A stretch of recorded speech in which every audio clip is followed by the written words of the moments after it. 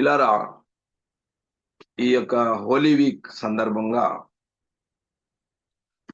Holi week సందర్భంగా ఈరోజు రెండవ రోజుగా ధ్యానంగా నాకు ఇచ్చినటువంటి భాగంలో లూకా సువార్త 2వ అధ్యాయము 1 నుంచి 8 వరకు ఉన్నటువంటి వచనములను మనము ధ్యానం చేసుకుందాం. ఆ ఈరోజు ప్రపంచవ్యాప్తంగా మనం చూసినప్పుడు ఈ యొక్క ఫామ్ సండే జరిగింది. ఇప్పుడు ఈ ఈ వారం అంతా కూడా మనము ధ్యానంలో భాగంగా ప్రపంచవ్యాప్తంగా ఈ యొక్క హోలీ వీక్ కూడా చాలా ప్రదేశాల్లో జరుపుకుంటున్నారు పిల్లరా. అయితే ఈ భాగాన్ని మనం స్టడీ చేసినప్పుడు కొద్దిగా కొన్ని యొక్క విషయాలను మనం దీనిని స్టడీ చేయవలసిందిగా దేవుడు నాకు ఇచ్చినటువంటి నడిపింపును బట్టి కొన్ని విషయాలు ధ్యానం చేయాలని ఆశపడుతున్నాం ప్రియులరా. మరి ఇక్కడ మనము ఈ సందర్భాన్ని మనం చూసినప్పుడు ఆ దినములలో ఒకనాడు ఆయన దేవాలయంలో ప్రజలకు బోధించు సువార్తను ప్రకటించినప్పుడు ప్రధాన యాజకులను శాస్త్రులను పెద్దలతో కూడా ఆయన మీదకు వచ్చి, నీవు ఏ అధికారం వల్ల నీ కార్యం చేయించినావో, ఈ అధికారం నీకు ఎవడు ఇచ్చినో మాతో చెప్పుమని ఆయనను అడిగిరి. ఇక్కడ మనము చూసినప్పుడు ఈ భాగం ముఖ్యంగా మనం యేసు ప్రభు మీద ప్రశ్నలు వేయడం, యేసు ప్రభు మీద పన్నాగాలు చేయడం అనేది ఇక్కడ శాస్త్రులు పరిచర్యులు మధ్య జరుగుతున్నటువంటి సంభాషణ. అందులో ముఖ్యంగా మరి బాప్తిసం ఇచ్చు యోహాను గారు కూడా ఆయన్ని కూడా ఉద్దేశించి ఇక్కడ మాట్లాడడం జరిగింది శాస్త్రులు పరిచర్యులు. అయితే అసలు యేసు ప్రభువుని ప్రశ్నించడానికి కానీ, యేసు ప్రభువుని క్వశ్చన్ చేయడానికి కానీ, ఆయన వ్యక్తిత్వాన్ని కానీ, ఆయన సార్వభౌమత్వాన్ని కానీ, ఆయన అధికారాన్ని కానీ, ఆధిపత్యాన్ని కానీ మనం చూసినప్పుడు యేసుక్రీస్తు గారికి అధికారం ఉంది, పవర్ ఉంది, అపరిమితమైనటువంటి అధికారాలు ఉన్నాయి. ఎందుకంటే యేసుక్రీస్తు ఆయనకి సృష్టి మీద అధికారం ఉంది, పాపం మీద అధికారం ఉంది, మరణం మీద అధికారం ఉంది, ఆత్మల మీద అధికారం ఉంది, కాలం మీద అధికారం ఉంది. ఇవన్నిటినీ కూడా ఆయన సంపూర్ణమైన ఆధిపత్యాన్ని, అధికారాన్ని యేసు ప్రభు వారు కలిగి ఉన్నారని మనము చూడొచ్చు. ఎన్నో సందర్భాల్లో మనం చూస్తూ ఉన్నాం కూడా. ఎందుకంటే దేవుని యొక్క వాక్య బోధనను అనేక సార్లు ఈ మత్తయి, మార్కు, లూకా, యోహాను ఈ సువార్తలన్నీ కూడా మనం స్టడీ చేసినప్పుడు యేసు ప్రభు యొక్క బోధనలు అనేకమైన చోట్ల బోధనలు చేసినట్లుగా ఉన్నాయి. అలాగే అనేకమైన చోట్ల అద్భుతాలు ఉన్నాయి, ఆశ్చర్యకార్యాలు ఉన్నాయి. అంతేకాకుండా ఆయన పునరుద్ధానం ద్వారా కూడా తన యొక్క దైవిక అధికారాన్ని కూడా నిరూపించుకున్నారు. అది ప్రపంచవ్యాప్తంగా గ్లోబల్ గా ఎన్నో దానికి ఆధారాలు కూడా ఉన్నాయి. మనం చూసినప్పుడు ఒక చిన్న example, before Christ, after Christ, క్రీస్తు పూర్వము, క్రీస్తు శకము మనం చూసినప్పుడు ఇది ప్రపంచవ్యాప్తంగా అది ఒప్పుకొనదగిందే, అందరికీ తెలుసు. అయితే ఆయనకు ఉన్నటువంటి అధికారాన్ని, ఆధిపత్యాన్ని మనం చూసినప్పుడు మరి అనేక విధాలుగా మరి యేసు ప్రభు నమ్మిన వారికి విమోచన ఉంది, యేసు ప్రభు నమ్మిన వారికి ఆధ్యాత్మిక జీవితంలో విజయం ఉంది. ఇవన్నీ కూడా మనము యేసు ప్రభు యొక్క the power of authority of Jesus Christ అని మనం చూసినప్పుడు అనేకమైన అధికారాలు, సార్వభౌమత్వం యేసు ప్రభు వారికి ఉన్నాయి. అయితే అటువంటి వ్యక్తిని మనం చూస్తున్నప్పుడు మరి ఇక్కడ శాస్త్రులు పరిచర్యుల మధ్య ఉన్నటువంటి సంభాషణ లేదా ప్రశ్నలు లేదా పన్నాగాలు అని మనం చూస్తున్నప్పుడు మరి యేసు ప్రభు యొక్క అధికారం యొక్క ముఖ్య లక్షణాల్లో సృష్టిపై అధికారం ఉంది. ఆ సృష్టిపై అధికారం యేసు ప్రభు వారు ప్రకృతి శక్తులను మనం చూసినప్పుడు గాలి, సముద్రము శిష్యులతో ప్రయాణం చేస్తూ ఉన్నప్పుడు సడన్ గా మరి గాలి తుఫాను లేచినప్పుడు వచ్చినప్పుడు ఆ శిష్యులు భయపడిపోయి గజగజలాడిపోయి చాలా కంగారు పడిపోయే పరిస్థితిలో ఉంటారు. అంటే ఒక దేవుని కుమారుడితో మనము ఈ యొక్క ప్రయాణం చేస్తున్నాము, ఆయన అధికారం కలిగిన వ్యక్తి, ఆయన ఆధిపత్యం కలిగిన వ్యక్తి అని నిజంగా వారు గమనించినట్లయితే చాలా అక్కడ మనం చూసినప్పుడు వాళ్ళు అంత సంఘటన కలిగి భయపడిపోతున్నారు. కానీ వాళ్ళు ఎవరితో ప్రయాణం చేస్తున్నారు? జీవము కలిగిన దేవునికి, సర్వాధికారి అయిన దేవుడికి, సర్వశక్తి కలిగిన దేవునికి ఆయన చేతిలో సమస్తము, సృష్టి యావత్తు కూడా ఆయన చేతిలో ఉన్నది. కానీ అక్కడ శిష్యులు అవలేలగా ఏదో టేక్ ఇట్ ఈజీ ఫార్ములాగా వారు ఆ సందర్భంలో ఆయన్ని వేరే రీతిలో ఆలోచించినటువంటి పరిస్థితులాగా మనం చూడగలుగుతున్నాం. ఎందుకంటే సృష్టి యావత్తు కూడా ఆయన చేతిలో ఉంది. అప్పుడు ఆయన ఆ గాలి సముద్రానికి గజగజలాడిపోతున్నప్పుడు, తుఫాను అలలు రేగినప్పుడు, అయ్యా యేసుప్రభు వారు మీరు లేవండి, ఇది ఇలా జరుగుతుంది, ప్రమాదం వచ్చేస్తుంది, మేము ఇలాగ అయిపోతాం అని భయపడుతున్నప్పుడు యేసుప్రభు లేచి గాలి తుఫాను గద్దించగా వెంటనే ఆగిపోయింది. వీళ్ళారు ఇలా మనం చూసినప్పుడు ఆత్మలపై అధికారం ఉంది కూడా. ఎందుకంటే అనేక సార్లు మనం చూస్తాం ఈ సువార్తల్లో, 4 సువార్తల్లో కూడా అపవిత్రాత్మలు పట్టిన వారి మీద ఆయన అనేక సార్లు వాటిని గద్దించగా మరి ఆ దుష్ట శక్తుల నుంచి వెళ్ళగొట్టేటువంటి పరిస్థితులు కూడా మనం చూడగలుగుతున్నాం. ఆయన అధికారం ఏ విధంగా ఉందో అది విశ్వాసులు కూడా ఇవ్వబడింది అధికారం. ఎప్పుడైతే మరి మనము రక్షణ పొంది, మారు మనసు పొంది, క్రీస్తు రక్తంలో విమోచింపబడి ఆయన కొరకు మనం జీవిస్తున్నప్పుడు ఆయన ఇంకనూ మనల్ని లోతైనటువంటి మారు మనసు అనుభవంలో నడిపించి, ఆయన ఈ లోకంలో ఉన్నటువంటి రక్షణ పొందలేని వారి కొరకు మరి అనేకులు పాపము చేత మరి అనేకమైన శ్రమల చేత బంధింపబడి ఉన్నప్పుడు వారి కొరకు మనం ప్రార్థన చేసినప్పుడు వారిని విడిపించే అధికారము మరి మత్తయి సువార్తలో కూడా ఉంది. ఎందుకంటే అది శిష్యులు కూడా అధికారం ఇచ్చారు. కాబట్టి ఆ అధికారాన్ని కూడా మనం పొందుకోవలసిన వారమే ఉన్నాం. ఇంకా మనం చూసినప్పుడు పాప క్షమాపణ శక్తి ఉంది యేసుప్రభు వారికి. సిలువుపై తన ప్రాణాన్ని అర్పించడమే కాకుండా ప్రియులరా, యేసు సర్వలోక మానవాళి పాపాలకు కూడా ఆయన పరిహారం చెల్లించినటువంటి ఒక దేవునిగా, ప్రభువుగా, సార్వభౌమత కలిగినటువంటి యేసు క్రీస్తుగా మనం చూడగలం.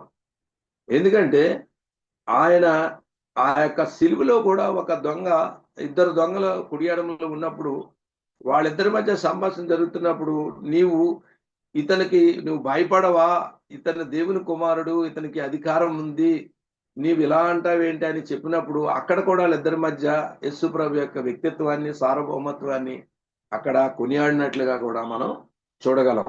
ప్రియులారా, మరి పునరుద్ధానం ద్వారా మనం చూసాం అధికారం. అలాగే యేసుక్రీస్తు నామాన్ని ప్రార్థించడం ద్వారా విశ్వాసులైన వారు అధికారాన్ని పొంది, స్వస్థత పొంది, విడుదల పొందే పరిస్థితులు కూడా మనం చూడగలం. యేసు తన బోధనలను ఇంకా మనం చూసినప్పుడు ప్రియులరా, శాస్త్రులా కాకుండా స్వయంగా అధికారంతో, తన సొంత అధికారంతో బోధించారు. ఎందుకంటే ఆయన పైనుండి ఇయ్యబడినటువంటి అధికారం అది. తండ్రి అయిన దేవుడు కుమారుడైన యేసుక్రీస్తుకి ఈ లోకంలోనికి మరి మన కొరకు అనేక మంది ఈ లోకంలో శాంతి సమాధానం లేని వారికి, నెమ్మది లేని వారికి, పాప భారంతో మోయబడుచున్న వారికి, చీకటిలో బంధింపబడిన వారికి విడుదల కలగడానికి, శ్రమలో ఉన్నవారి, కన్నీరులో ఉన్నవారికి, వేదనలో ఉన్నవారి, దుఃఖంలో ఉన్నవారికి విడిపించడానికే యేసుక్రీస్తు ప్రభు ఈ లోకానికి వచ్చారని చెప్పారు. లూకా సువార్త 19వ అధ్యాయంలో మనం చూసినప్పుడు జక్కయ్య గారి చరిత్ర మనం చదువుతున్నప్పుడు అక్కడ జక్కయ్య గారు మరి ఎంత ఆశ ఉందంటే, ఆయన ఇంత భూలోకంలో అధికారం కలిగినటువంటి ఒక సుంకపు గుత్తదారుడు, ఆయన ఒక కస్టమ్స్ అధికారిగా ఉండి కూడా ఆయన సాదాసీదా వ్యక్తి కాదు. అలాంటి వ్యక్తి ఆయన కుర్చీ వేసుకొని లేదా ఒక పబ్లిక్ ప్లేస్ లోనో లేకపోతే అక్కడ యేసుప్రభు వస్తున్నప్పుడు ఒక ఇంపార్టెంట్ అతనికి కావాల్సిన రీతిగా అతన్ని చూడొచ్చు. కానీ అతను ఏంటంటే మేడి చెట్టు ఎక్కి ఆ చెట్టు మీద ఉండి చూస్తున్నాడు. అంటే మనం భౌతికంగా చూసినప్పుడు ఆయన అధికారం ఉంది, లోకాధికారం ఉంది. కానీ ఆయన యేసుక్రీస్తు సర్వాధికారి అయిన దేవుడని తెలుసుకొని ఆయన అధికారానికి భయపడి, ఆయన ఆధిపత్యానికి భయపడి పైకెక్కి కూర్చున్నట్లుగా మనం చూడగలం. ఎందుకంటే ఇవన్నీ కూడా అక్కడ మనం లూకా సువార్త 19లో ఉంటా 9వ వచనంలో, నశించిన దానిని వెదకి రక్షించకు క్రీస్తు ప్రభు వారి లోకానికి వచ్చారు. అయితే నశించిపోవడం అంటే ఆయన సుంకపు గుత్తదారుడైనటువంటి జక్కయ్య గారు నశించిపోవడం అంటే ఆయనకి ఏమి, ఈ లోకంలో అన్నీ ఉన్నాయి. ధనం ఉంది, ఆస్తి ఉంది, అంతస్తులు ఉన్నాయి, పేరుంది, పలుకుబడి ఉంది, అనేకమైన హోదాలు ఉన్నాయి, ఈ లోకంలో గౌరవించే పరిస్థితులు ఉన్నాయి. అయినప్పుడు కూడా ఆయనక మరి ఆత్మీయ గుడ్డితనం ఉంది, ఆత్మీయ గుడ్డితనం ఉంది. ఆయన యేసుప్రభు ఎవరో తెలియలేదు, యేసుప్రభు ఎవరో ఆయన తెలుసుకోలేదు, రక్షణ పొందలేదు, మారు మనసు పొందలేదు.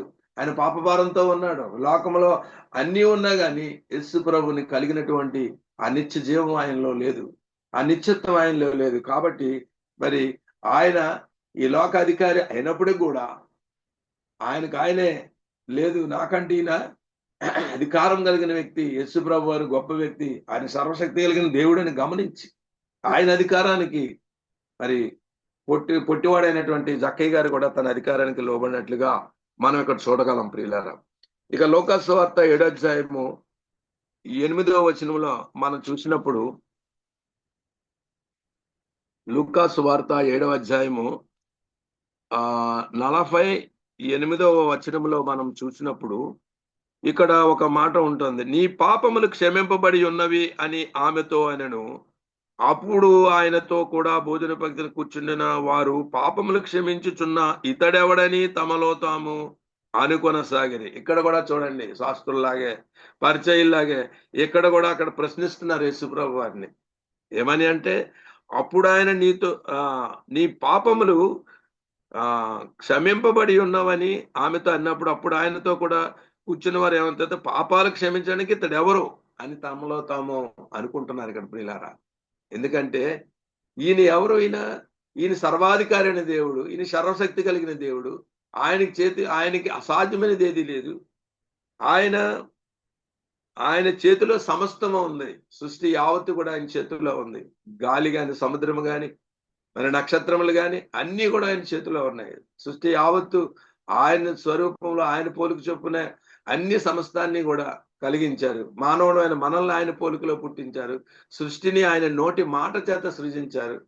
సమస్తాన్ని ఏలటానికి ఈ లోకంలో మనుష్యులను మరి ఆదాము ద్వారా ప్రవేశపెట్టి సర్వ మానవాళికి మరి మొదటి జీవిగా మా మొదటి మానవుడిగా ఆదామును ప్రవేశపెట్టి లోకంలో పెట్టినప్పుడు, మరి ఆ ఏదేను తోటలో చేసినటువంటి తప్పిదము వల్ల దేవునితో ఉన్నటువంటి సహవాసాన్ని, దేవునితో ఉన్నటువంటి సన్నిహిత్యాన్ని వారు పోగొట్టుకున్నారు. అప్పటి వరకు ప్రతిరోజు కూడా వాళ్ళు ఎంతో ఆనందించేవారు, వర్షిప్ చేసేవారు, దేవునితో ఫెలోషిప్ చేసేవారు, దేవునితో కలిసి జీవించేవారు, దేవునితో నిత్యము ఆయనతో మరి చాలా చక్కగా నడిచేవారు. కానీ వాళ్ళ పాపములు వాళ్ళ కన్నులకు గురుడితనం, అంటే వాళ్ళు పాపం ఎప్పుడు చేశారంటే, తినవద్దన్న పని, చేయవద్దన్న పని ఏదైతే చేశారో అప్పుడే వారి యొక్క కన్నులు తెరవబడ్డాయి. అంతవరకు వాళ్ళు ఆత్మీయ నేత్రాలతో ఉన్నారు. ఎప్పుడైతే ఆ పాపం చేశారో, దేవుడు చెప్పిన మాట వినకుండా చేశారో, అప్పుడు వాళ్ళ కన్నులు తెరవబడ్డాయి. అలాగే అటువంటి అధికారం కలిగినటువంటి యేసుక్రీస్తు ప్రభుని ప్రశ్నిస్తున్నారు. నీ పాపం క్షమింపబడి ఉన్నవని చెప్పడానికి మీరు ఎవరు? మీకు ఏ అధికారం ఉంది? మీరు ఎందుకు చెప్తున్నారు అని చెప్పేసి అడుగుతున్నారు అక్కడ కూడా. చూడండి ప్రియులారా, మరి ఇలా మనం చూసినప్పుడు మత్తయి సువార్త 8వ అధ్యాయము 16వ వచనంలో చూసినప్పుడు,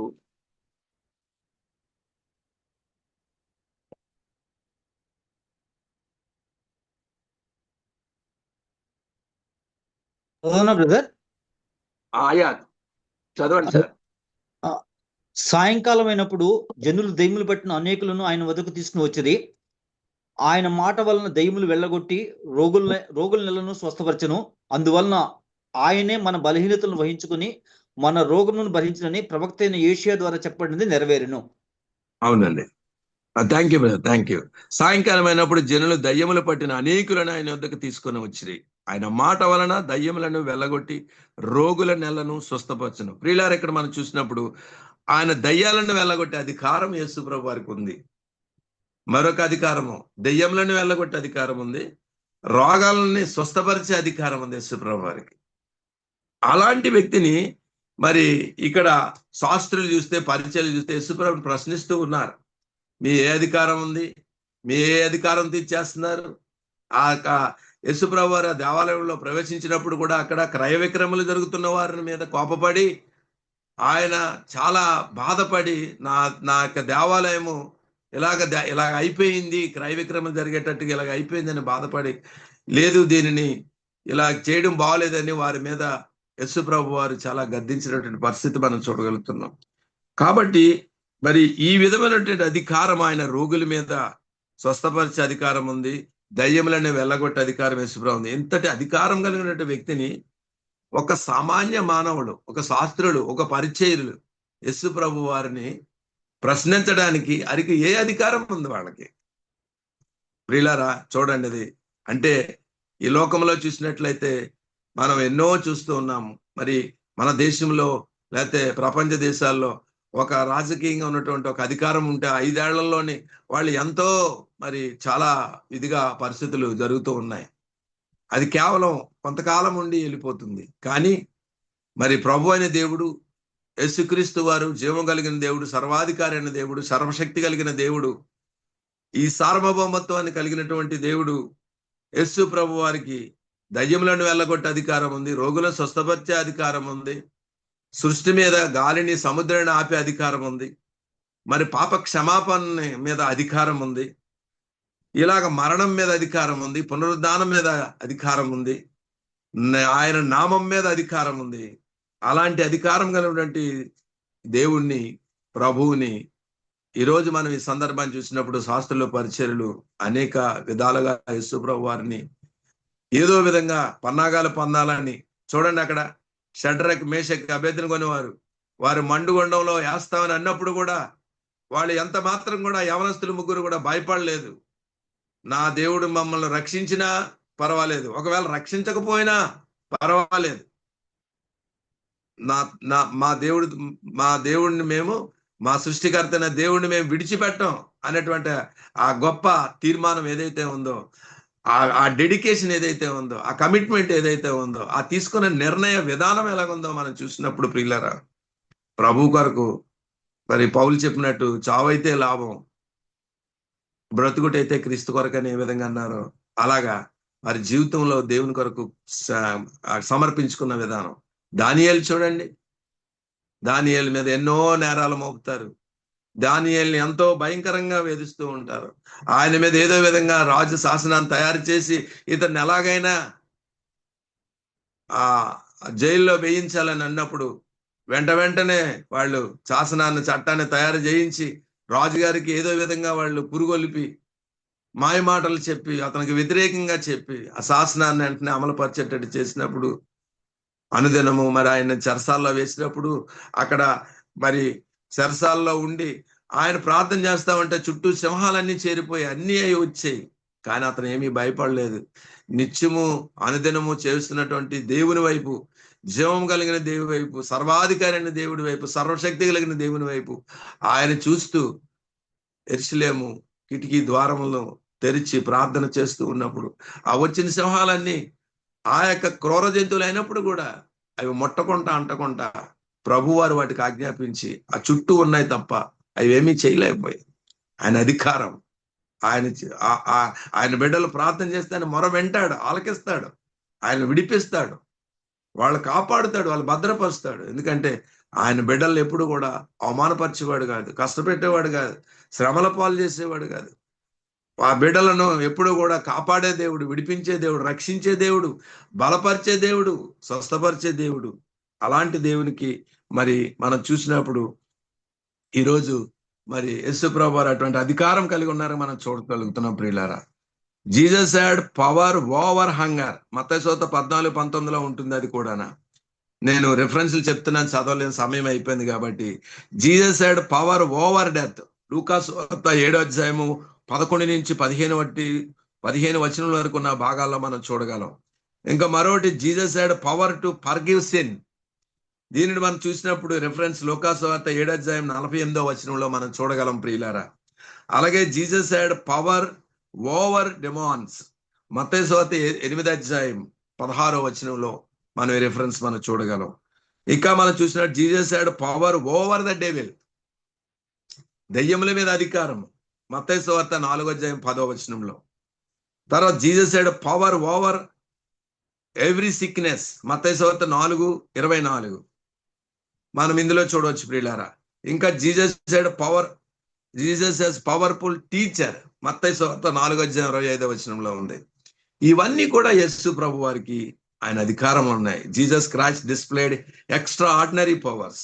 త్రూఅవుట్ హీస్ మినిస్ట్రీ, ఆయన యొక్క పరిచర్య విధానంలో చూసినప్పుడు ఇన్ని అధికారాలు, 8 అధికారాలు కలిగి ఉన్నాయి. 8 అధికారాలు కలిగినటువంటి సార్వభౌమత కలిగినటువంటి వ్యక్తిని ఈరోజు శాస్త్రులు పరిచయులు అక్కడ ఆయన్ని పన్నాగం పన్నాలని, ఏదో ఆయన బాధ పెట్టాలని, ఏదో ఆయన కష్టపెట్టాలని, ఏదో ఆయన్ని ప్రశ్నించాలని ప్రయత్నం చేస్తున్నారు తప్ప ఆయన ప్రశ్నించడానికి ఎవరికి అధికారం ఉంది ఈ లోకంలో?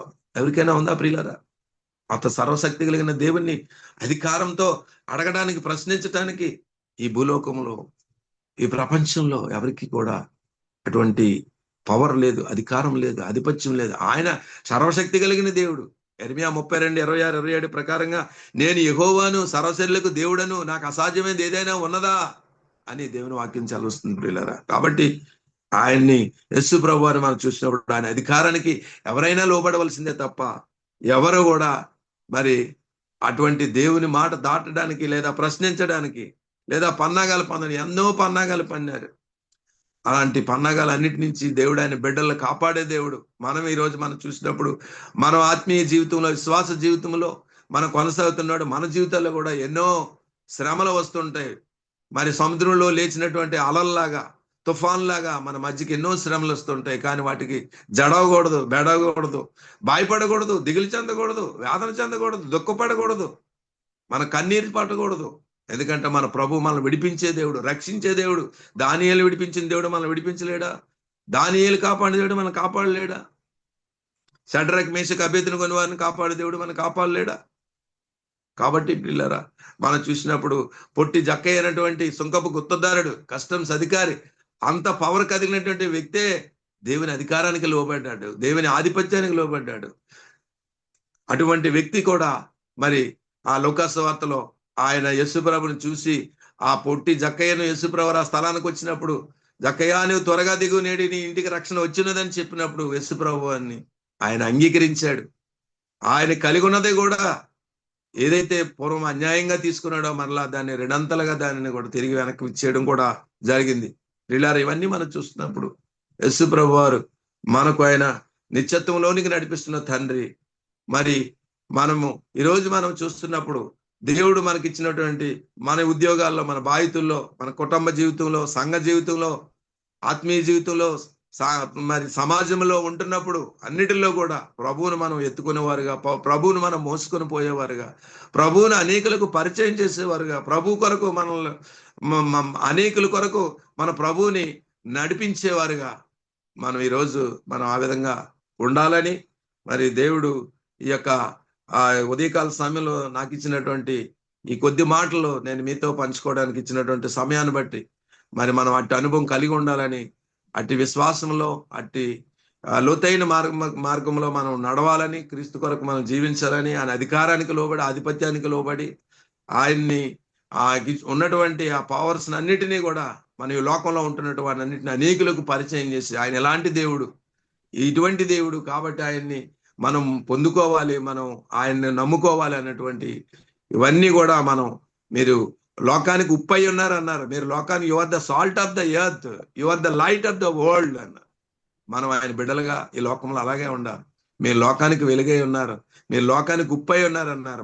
మనుషులు దీపము వెలిగించి కొంచెం కింద పెట్టరు కానీ అది దీపం స్తంభం మీద పెట్టి అనేకులకు దానిని వెలుగునిచ్చేటట్టు మనం ఆ దీపాన్ని ఎలా పెడతామో మత్తయి సువార్తలో చెప్పినట్లుగా మన జీవితంలో కూడా రక్షణ పొందామని, బాప్తిసం తీసుకున్నామని కాదు కానీ అనేకులకు ఆ క్రీస్తుని పరిచయం చేసి క్రీస్తు మార్గంలో నడిపించుకోవాలని, క్రీస్తు ప్రభు వారు ఇచ్చినటువంటి ఆ అధికారంలో, ఆధిపత్యంలో మనందరం కొనసాగాలని, అటు అనుభవం మనం కలిగి ఉండాలని కోరుకుంటూ నాకు ఇచ్చిన అవకాశం మీ అందరికీ వందనాలు చేస్తూ ఈ సమయాన్ని నేను ఇంతటితో ముగిస్తున్నాను. థ్యాంక్ యూ అనండి.